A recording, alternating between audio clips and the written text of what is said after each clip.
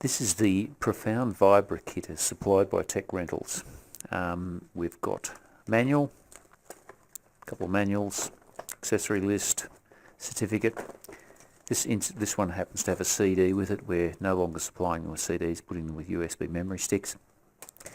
We've got the actual transducer here, USB cable. Here's the instrument itself. At the bottom we've got a couple of screws, screwdriver. We need to perhaps replace the batteries, they're spare batteries. And here's the alarm. To turn the alarm on, we simply push this button and it will begin to flash orange. Now just to turn the alarm off, by the way, you push this button, hold it till it shows red and then remove it. It's the only way to turn it off. Anyway, I'm going to turn the alarm on and leave it on. So it's now flashing orange.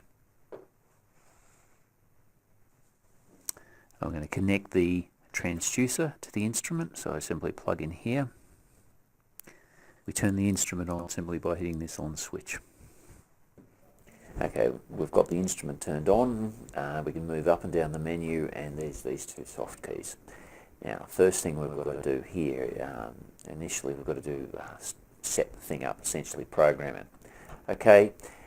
First item up here is interval. Now the interval represents how often you take a record.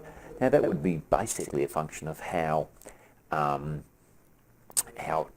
tightly you need to resolve the time on your works on the site. So 1 minute would probably be okay. So I'm going to edit that and arrow down here and select every 60 seconds, for example. That would be a figure there. Save level. Now what this represents is that the recorder will save nothing if the level is below 0.1, how it's currently set. When you're downloading the results, this can be a little confusing, so you are often better off having zeros in there than otherwise. So I'm going to set this one to off. So you can use the down key and you'll notice that we get the last item here is off. We go OK. The alarm level. Now this is where you will have had to Google and look up what allowable peak particle velocity you're trying to achieve, you're trying to protect the building against, etc. Now in this case, a typical value will be 10 millimeters per second. Now what I'm going to do is set the alarm level in this case at 7.5 because I think that would be good for our operators to know. They can see the alarm starts to flash, will start to flash when it exceeds this level, and they'll know they're hitting their machines a bit hard and they've got to ease off a little bit. Now with the alarm, when the alarm is flashing, you can either manually clear it, which means you've got to come up to the instrument, or leave it flashing for a while. I'm going to leave mine flashing here for 5 minutes, for example, so the alarm will continue to flash for 5 minutes after it's been triggered. The alarm interface is wireless, and where it says 9 traces per hour, that means that records the highest 9 readings within an hour in detail.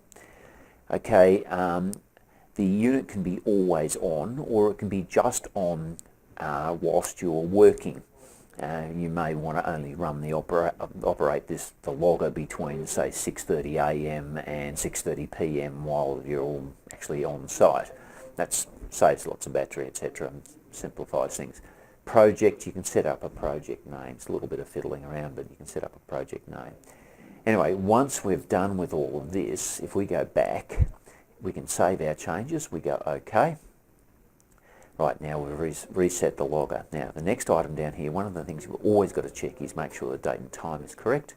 This is correct in this instance, so we're away there. A few other items on the menu. You can test the alarm. That's always useful just to make sure the alarm's going off, etc. Right.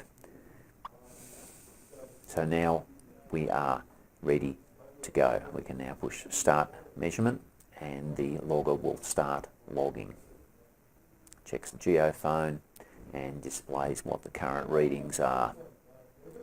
Now it'll pick them up in a second. You'll see, because it's a 1 minute interval in this instance. There's a countdown here, and when it's counted down it'll give you the highest reading in that period. So if I just drum the desk a little bit,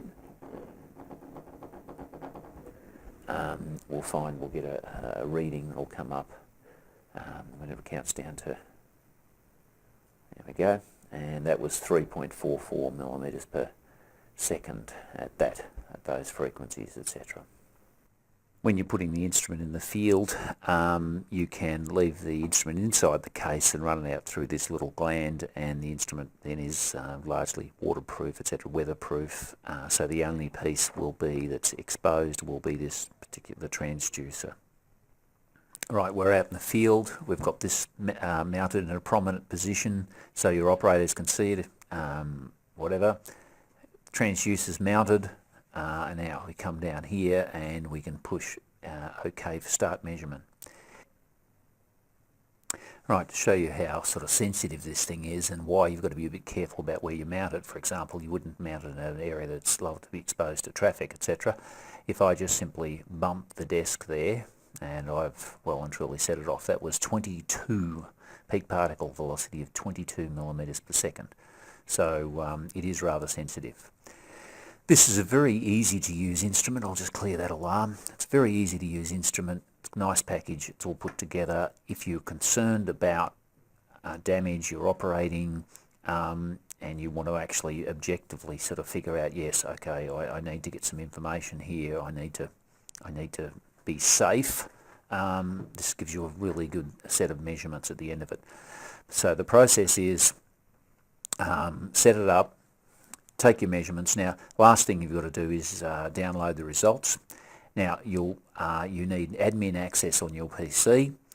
You install the software either from the CD or the memory stick. When you install the software, the first thing you do, you run up their application, and you have to then click on File, and you have to add a license for this particular instrument, and that's very important, otherwise you can't talk to it, and you have to have admin rights on your PC.